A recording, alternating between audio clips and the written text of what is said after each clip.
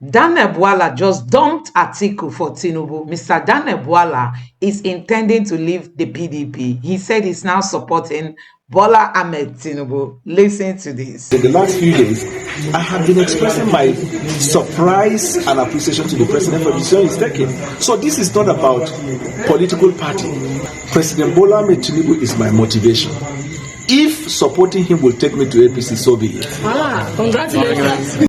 So many people have said that it is because of the hunger in the land. Some of these politicians need to refill their pockets. Some people have also said that Tinubu is interested, in buying over his critics so that he can shut the mouths of Nigerians up. And some people have seen it to be politicians without ideology. They are here today, tomorrow they are dead. They can't stick to one thing. They can't stick to their beliefs. And let me just allow you listen to the full video of what Daniel Bwala said.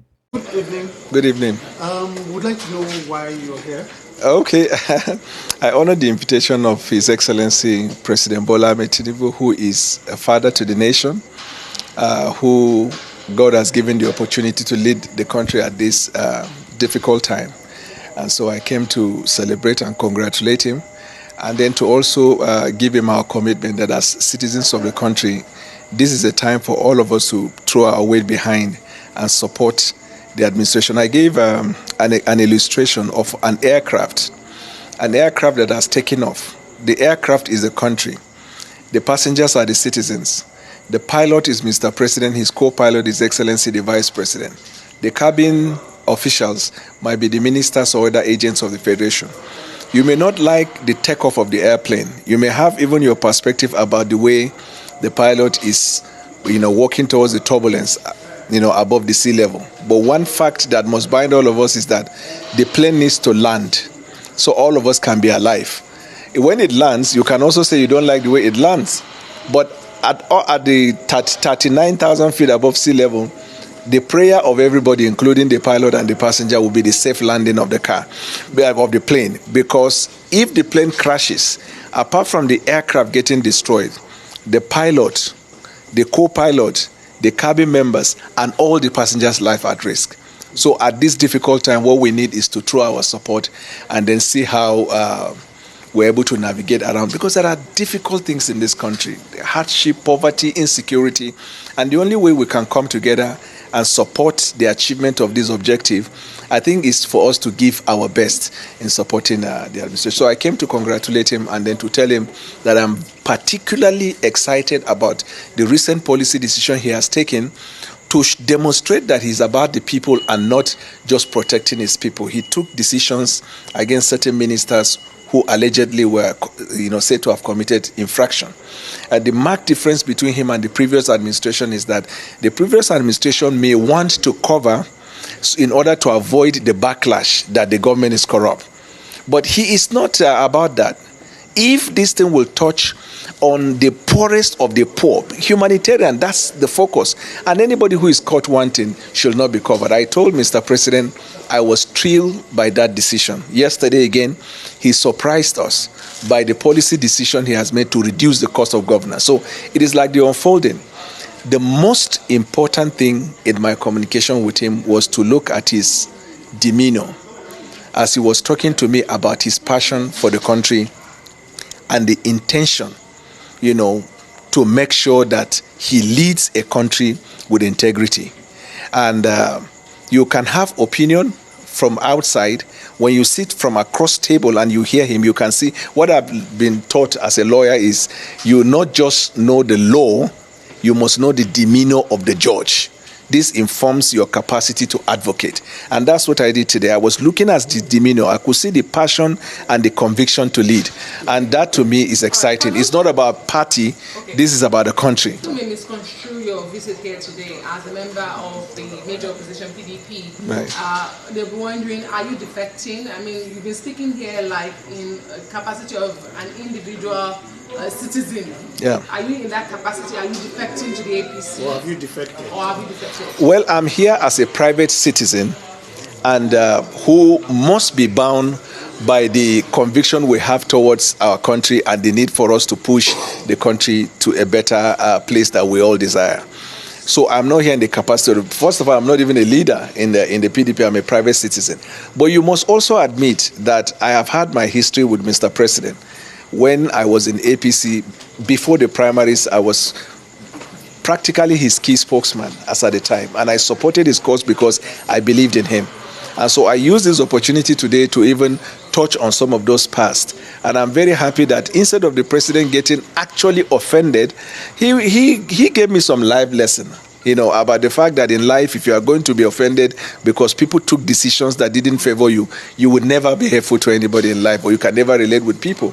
And so that largeness of the heart to me is encouraging. And I am also here to say I am supporting President Bola Tinubu in achieving the objective of the problems we are in the country. I don't think that at this time of hunger and problems in the country, somebody should be here talking about party. And as per defection, God knows tomorrow. But I am fully committed to supporting the cause of President Bola Tinubu. That has to be made clear. Some of his ministers that were allegedly reported to have, committed infraction. Instead of protecting them, he asked that the due course of law should have his own course. He suspended somebody without wasting time. That, to me, is impressive because it's about the people. Secondly, there has been this outcry that the government is bloated and the rest. Yesterday, he introduced a policy that reduced the cost of governance. And today, he told me it is just the beginning. There are many more decisions of government that will reduce the cost of governance. What have we been talking about as citizens? If you don't have personal grudge against someone, if it is on policy issue, when policies are going correctly, and what I'm saying apart from today that I'm talking here, you all need to visit my Twitter page. In the last few days, I have been expressing my surprise and appreciation to the president for the decision he's taking. So this is not about political party. And you need to know that, like I said, I was with him before I left.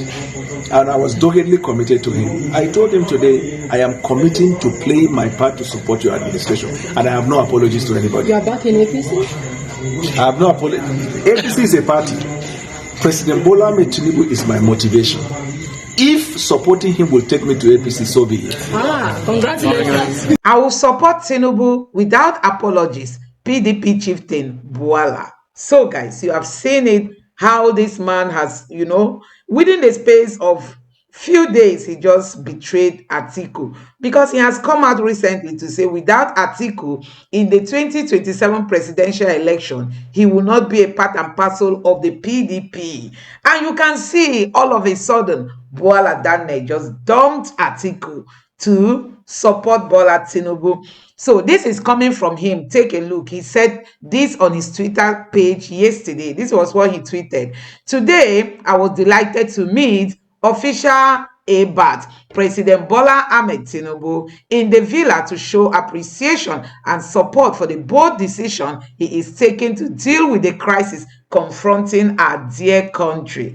Did you see it? He suddenly realized that Tinubu is now taking a bold step. And this is coming from an obedient who said, one thing Tinubu is known for is buying his critics. He hates to be talked about, so he will try and buy them and shut them up.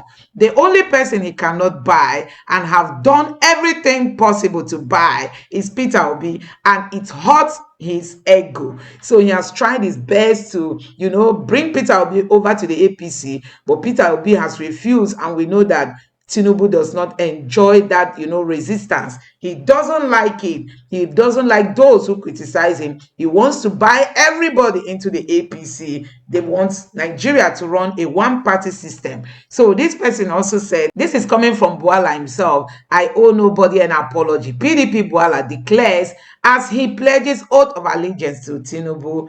Nigerians, you can see, this is surprising to everybody. Hey, what is happening? When are we going to have politicians who can stand firm?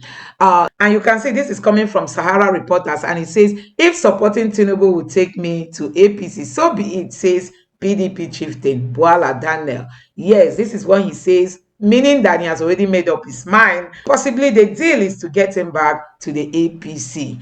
So this person said something, and he said, according to a source, Daniel Bwala is lobbying to replace Senator Simon Lalong as Minister of Labour. We know that Simon Lalong was faced with two different positions, and he finally decided to go back to the Senate. Now his position is empty. Possibly this person is saying that that is the position Bwala Daniel is eyeing. Tinubu is willing to do anything to get people he feels will play major roles, in 2027 presidential election. Tinubu is ready to give you anything. We saw how he gave Wike the FCT to become minister. So Tinubu can do anything. He can do anything. Let me know what you think in the comment section below. This is Bwala Daniel. Just a few days back, about 2 weeks ago, he said even if you give Tinubu 30 years, nothing will work. Daniel Bwala, that is what he said, just some days back. It's not up to 3 weeks, maybe like 2 weeks ago.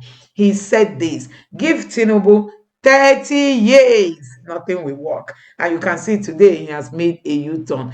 Nigerians are saying it's because of the hunger in the land. Don't forget that the G5 governors have equally said they are going to be backing Tinubu in 2027. So everything Tinubu is doing now is ahead of 2027, not even to arrest the situations Nigerians are into currently. They are thinking and making plans, ahead of 2027. All their energies are being directed to 2027. Tell me why Tinubu has not fought insecurity. Because he is afraid it might hurt him in the north. They are being strategic. They are being careful in handling some of these issues. They don't want to get a backlash because they want to come back in 2027. Nigerians, let me know what you think about all this in the comment section below. Please don't forget to subscribe to the channel, turn on the notification bell. Please give this video a like so that YouTube can recommend it to others. Drop your thoughts in the comment section below. Thank you.